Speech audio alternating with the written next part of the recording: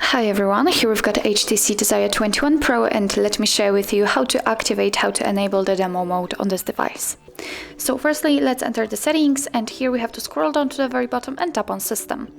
Now let's tap on Advanced and enter Developer Options. If you cannot find the developer options in your device, then no worries, just find our tutorial of how to enable developer options and go back to this video. So let's tap on the developer options, and here all you have to do is simply find the option System UI Demo Mode. Let's tap on it. And as you can see here, we've got two different options which we can customize.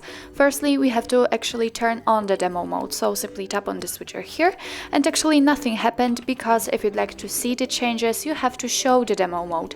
So let's tap on the switcher right under, and as you can see the differences in this option panel and also on the status bar. Obviously, you can hide the demo mode just by tapping on this switcher again, but still demo mode is activated. So in order to turn it off, tap on this very first switcher. So actually that's all. This is how to enable the demo mode in your HTC Desire 21 Pro.